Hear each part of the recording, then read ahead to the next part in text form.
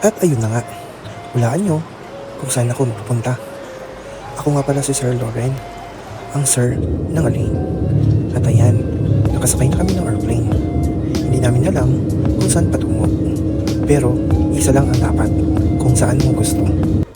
Ayan, ang ganda ng tanawin. Puro bato. Naka-winter. Oo, winter attire na yan. Nasa malamig kaming lugar. Pero di ko alam bakit ang lakas ng hangin. Wala namang snow. Saan nga ba? Saan nga ba kami nandoon?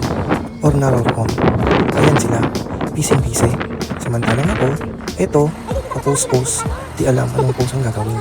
At ayan na nga, may snow. Nandito nga pala kami sa Azerbaijan, isa sa malalamig na bansa. Ayan, nakasakay ako ng coaster. Di basa-basa coaster ha, mabilis. Ang bilis. Ang lamig niyan. Di ko alam saan ko itatago ang aking mga kamay. Takot na takot ako. Takot na malaglag. Takot na mahampas ng pine tree. Ang dami kasing pine tree sa paligid with ice. Tapos ginom na ginom ka pa. Di mo alam paano ka magtatago sa lamig. Ginusto ko yan, di ba? At ayun, naglakad-lakad.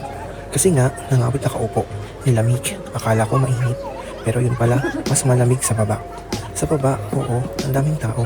Nakukulog ang snow mula sa langit. Ngayon ko lang ito naranasan. Kaya tinadama-dama ko na. Tinama ang lamig. Kasi sa Pilipinas at sa UAE ay napakainit. Walang ganito doon. Doon lamang nararamdaman ang init na hindi nararamdaman dito. Napakalamig. Ayan. Hulaan nyo, saan kami nakasakay? Oo, nakasakay kami. At yan, kinutom sila. Si Rona, si Axel at si Jenny. Nag-feeling kaming mayaman dyan.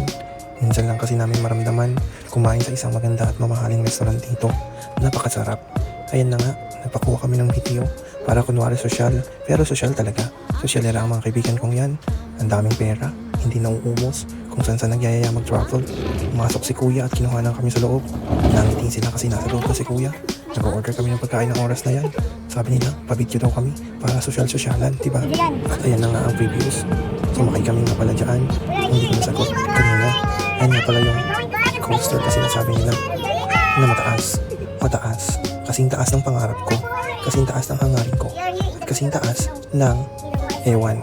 Ano nga ba? Natawa na lang ako minsan. Pabidyo-bidyo kami dyan. Pero pag uwi ng UAE, ang daming trabaho. Pero masaya. Paminsan-minsan kailangan mo magdala para maranasan mo ang tunay na buhay. Tunay na buhay na masaya. Masaya na kahit pagod, kailangan mo mag-break minsan para maranasan mo ang ganitong buhay.